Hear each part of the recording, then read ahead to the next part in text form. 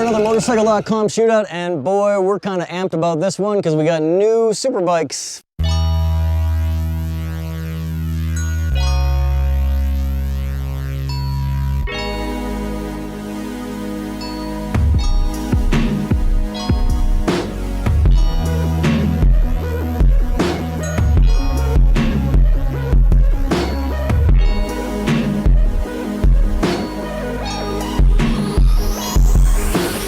We have the Kawasaki ZX-10R down here on the far left, Yamaha YZF-R1 next to it. Kawasaki came out last year, Yamaha was 2 years ago. The Aprilia has kind of been out for a little while, the RZ4, but for this year it was updated. We just did the press launch on this at COTA right after the MotoGP event. Suzuki, Kevin, you rode this one. This is brand new for 2017. And we've got the Honda CBR 1000RR down there, also brand new for 2017. We do have an outlier with us. We can't do anything normal, so we've got the EBR. Yeah, funny story there. We wanted a V-twin, of course. Ducati did not stock their press fleet this year with Panigales, so there's no Ducati in this shootout. Interesting, especially this year with two brand new leader bikes from Japan. The Honda and the Suzuki, they were soldiering on for a long time with their old models. Finally, they're updated. They got IMUs, they got all kinds of new electronics, quick shifters, massive updates from what they were just last year. Evans Brassfield picked up a nail in the tire of a BMW S1000RR, which has been the shootout winner the last time we had all these bikes together.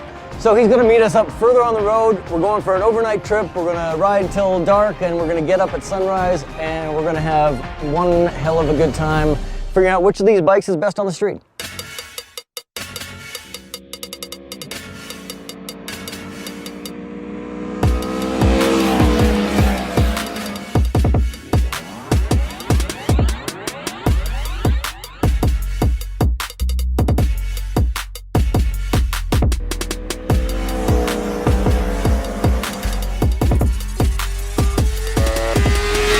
We got a great group of testers, 7 bikes, so we had to bring in extra crew. Tai Long Lee, been a guest tester of ours. Sean Alexander, our editorial director, had to bring him along. Also got Scott Russo. He's helped us mow out on a whole bunch of things. He's also the editor-in-chief of dirtbikes.com, a sister publication with the Vertical Scope family. Got Evans Brassfield over there, John Burns, and of course, Tom Roderick, who's helming this test. Tom, what's your dominant impressions of this 7-bike group here? The surprise factor over the last couple of days as far as the streetability of these bikes really is going to be the Honda here sitting next to me. You know, we took a little vote about everybody and what their thoughts were and what bikes they liked, and I think everybody gave a heads up to the Honda for a lot of reasons. It's streetability, it's comfort. Everything that was good about the Honda before is still there, it remains. They made it a little better, and then they increased it with the electronics, a better engine, more power. So that was kind of the shocker of this one, because we had, you know, the brand new Suzuki over here. It did well, it just didn't do as well as the Honda. This Honda is deceptively fast. I think when we first got on it, none of us realized how much, you know, motor it really had. That's mostly mid-range performance, right? Like the Honda almost has like a VTEC yo kind of thing going on. You get a very noticeable transition very early in the rev range. Suddenly it gets much louder and it goes much faster, and that was never there before. The Honda was always super friendly, super easy to ride, but not necessarily inspiring in the power plant department. And now you have all those same traits, but you also have this mid-range that comes in and kicks a BMW's butt, which is, you would think, was almost impossible. I would like to add, though, that it is still user-friendly. You know, we had a little bit of a throttle problem with the fuel injection on the Yamaha, a little bit on the new Suzuki. It's a little bit of a light switch. The Honda, though, it's still smooth into the power range, even though it seems to be one of the most powerful bikes here. I never would have imagined I would enjoy that bike as much as I did. It's super light feeling, infinitely flickable in the corners, and it just has great linear engine performance that's easy to ride slow and helps you ride fast. In my case, when you make mistakes, it kind of sucks that up for you too. The Honda, you say the Honda? I like the Honda. The Honda's good. I still like the Aprilia though. I said last year, if the Aprilia had cruise control, there wouldn't be a contest. The Aprilia's got cruise control this year. On the roads we were on, we didn't use it much at all because we had the heavy caliber weapons. We had to go out to the S22 to Montezuma grade to be able to fire these things. It actually knocked the soles off both my shoes. both my boots came off from riding these bikes. But I still like the Aprilia best. Nothing's changed there. It feels really short, really stubby. It's got the best front end feel. And, really great suspension on the Aprilia. All the Japanese bikes beat me up a little bit of compression damping, a little too much, I think. The Honda's not as bad as the other couple. My first impression of the Aprilia, I had just gotten off the Yamaha, which is kind of beamy around the gas tank. I got on the Aprilia and went, oh my God, this thing is so narrow. It feels like a much smaller bike. And then I got on the gas and that exhaust note just blew me away the way it always does. I can't say enough nice things about this engine. The Aprilia for me is really the bike that I think I would want to buy. It's not just how it feels, it's how it makes you feel. And I don't think there's a better sounding engine in all of motorsport right now than this one. So that's just my opinion, but Here, here. I think it's fantastic. It's well sorted. I would do it all again tomorrow if I could. If I could only take one bike out of this bunch though to do it with, it would be this Aprilia. I like the Suzuki. I like the Suzuki too. I like Tai Long Lee also. How are you? How are you? The Suzuki's beautiful. It's beautiful. It's got the same paint as the MotoGP bike. Look at that, blue. It's a nice bike. This and the Yamaha are fighting it out in the Superbike, AMA Superbike. If you want the fastest one, watch those guys. Suzuki did the BMW trick, took out the counterbalancer from the motor. That's one of the complaints about a BMW in the past, and some of us also objected to the vibration coming from the Suzuki. Without a counterbalancer, it's going to give you more vibration. But the Suzuki does have a lot more mid-range than the Kawasaki. They actually feel somewhat similar. I got along really well with the Suzuki. The vibration didn't bother me. I really like the way it handled. It's got updated electronics. It's a great bike. I think it competes near the top of this group, but not everybody feels the same. Ty, what do you think? The thing about the Suzuki here is that I got on the bike and I didn't think anything of it.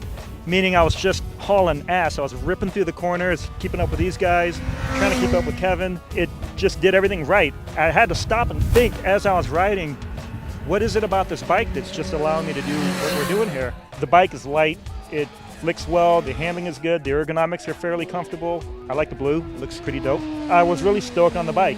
The bike that I didn't care for the most, and I think it probably had to do with the setup, was the Yamaha R1. It was the first bike that I got on, and I just wanted to get off the bike right away, and I think it was probably a setup.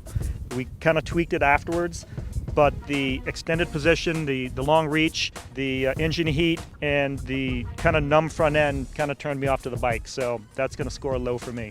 I've got good things to say about the R1. I think it handles terrific. In some ways, it looks, I think, the most exotic of the Japanese bikes. I've been a big fan of the V4 Aprilias and still am, but the R1 motor sounds nearly as good as that Aprilia motor. I think it's like you're riding along with Valentino Rossi when you got the thing corked. It's awesome.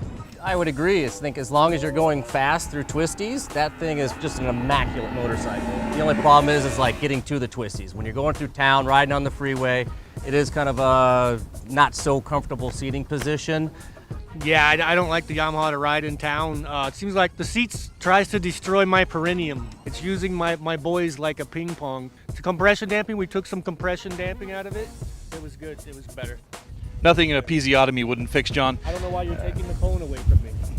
It's my turn. It's mine, go ahead. But yeah, I kind of bagged on the Yamaha last year, so I bag on a little bit this year too. But when you get to the fast roads, Montezuma grade and stuff, then it's magical. It's fantastic. But for getting here, it's the hardest one for me and the most in need of cruise control. This one feels better for sure. The front end inspires more confidence. I think Ty's input might be based on both his size and also just his riding style. I thought the thing carved really nice, transitioned really nice. This being a street bike test in particular though, it's got a long reach to the bars that puts a lot of weight on your wrists and your hands, so it is not comfortable in town. It's not comfortable on the freeway. It's just not an optimum street bike. But it's great in the twisty stuff like Montezuma grade or even the tighter stuff than that. It's got about 50% redeemed itself from our first test with it.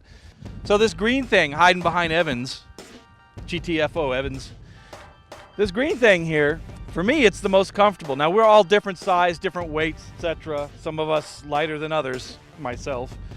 I find the Kawasaki's got the shortest reach to the bars. You sit kind of the most upright on it with your hands very relaxed. You're not doing a push-up when you ride the Kawasaki at all. It's not the most comfortable seat to peg, but it's not bad at all. It's got a little bit of heat on the right boot, which everybody here noticed some heat around their feet on the Kawasaki. But other than the heat, I didn't hear any other complaints about the Kawasaki. Now, it doesn't stand out. There's nothing that really knocks you over the head other than how comfortable your wrists and palms are. The drawback of having your hands close, like the Kawasaki has, is that when you're upright on the freeway, you get a lot more wind blast around your chest and shoulders, and you actually do kind of feel like you're having to hold yourself up on the Kawasaki, whereas the other bikes, you're leaning a little bit more forward, and so it makes dealing with the wind better. So with a little more wind protection, the Kawasaki might be the best freeway bike here if it had cruise control. I got on that thing and it felt really good. It felt like the front end was a little choppered out. I don't know, maybe it was just the way the suspension is, but aside from the heat issue that seemed like it made a lot of heat for me, it felt really comfortable as well. But the Ninja probably left me the least excited, even though it did everything well. Buell, which would be my number 2 pick, turns on a dime and clings to the asphalt like a piece of bubble gum. This thing's great though, because some people have problems with the front brake. We'll talk about that more at the racetrack. Eric Buell really knows what he's doing, obviously, when it comes to making an excellent handling motorcycle, and that, to me, is the strongest impression I got from that motorcycle. Just how, again, light and flickable it was through the corners. I think it was the one that came closest to the Honda. I got the EBR about 4 or 5 days before this test, so I had a chance to kind of roll around on it, put a few more miles on it than these guys have. On the freeway over expansion joints, it was killer. Up in the hills, it felt great. The bike just feels awesome to me. I like it. I know some of these guys weren't big fans of it. They're having issues with the brakes. I'm not a big heavy braker on the street, so I didn't really test them that much. But going from side to side, stuffing it into a corner, the bike felt really planted to me. And I love the way that motor feels, even if it spins up a lot slower than pretty much everything else here. It doesn't throw off a lot of heat, and it's a vibey bike. Makes me feel really good. We've discussed a whole bunch here that we think the BMW is kind of a cheater bike with its forged wheels because that adds to the flickability. But if I'm going to comment on the bike as tested, it's a lot of fun. I think that comes in a close second flickability-wise to the Honda. Yeah, I think Evans makes a good point here because, yes, the BMW, $19,000, it's got forged wheels, so it had to get those forged wheels. I mean, we know it's a good bike. It's won our test multiple times. But you got the Honda here at $16,500, a lot less money, and I think most of us agree, you know, this thing transitions and flicks as quick, if not quicker, than the BMW does for a lot less money. Yeah, all the bikes here have cast aluminum wheels. The BMW got thrown the optional forged aluminum wheels, which are lighter and have a pretty dramatic effect on the agility of a bike. So we asked for the BMW with no options, which is about a $16,000 bike. And instead we got the electronic suspension, forged wheels, cruise control, stuff like that, which we all like, but it puts it into a different kind of price category than we were hoping. The BMW for me is a known quantity. I followed that motorcycle since it first came out, and I've ridden every version of it, and every version gets better and better, and I think it's still one of the horsepower kings in this class. And yet it handles a lot better than I expected. The only gripe I would have is that it vibrates a little bit on the street. If you had to pick 3 bikes out of this group that were at the top level, which would be the 3 that you personally would pick? I probably want the Aprilia and the Buell, which is fire sale. Sad to say it, but one man's loss is another man's gain. I think you can get one of these for like $10K now, can't you? And get a good deal, yep. Third would be tough. I think I'd take the BMW because it's the other one with cruise control. And like I say, we barely used the cruise control to get here this time, but if you're going, you know, if you want to go somewhere, if that thing had cruise control and you put it on, I thought it used to have a touring mode, but the softest one is sport, huh?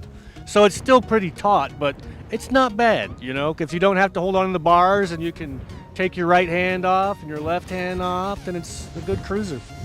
I think it's really easy for me. It's Aprilia, Aprilia, and Aprilia. But if you're going to force me to pick 3, Aprilia, Honda, and then Kawasaki. Aprilia, Honda for sure, Kawasaki third, BMW, and the other ones aren't competitive, I don't think. My top 3 would definitely start with the Aprilia. It handles well, the riding position is great, it's nice and narrow, but it's the sound of the engine that puts it over the top for me. Every time I roll in the throttle, I just love it.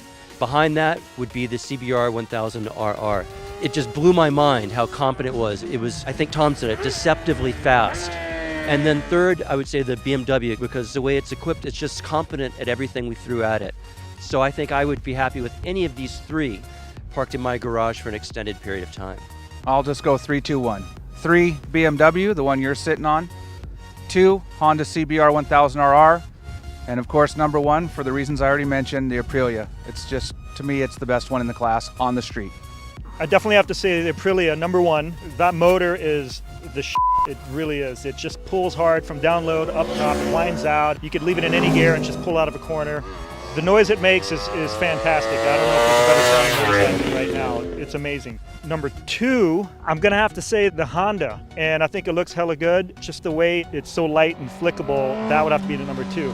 And so for number 3, it'd be a toss-up between the EBR and the BMW. I would pick the BMW because it just does everything so well. But with doing everything so well, it doesn't do anything amazing except for possibly just making good power. So therefore, I think I'm gonna give it to the EBR because that thing feels great. The chassis is world class. The handling is world class. The twin is different than everything else out here. It's rumbly and it's raw, it's visceral, and it just makes you feel hella cool. And you don't see them everywhere.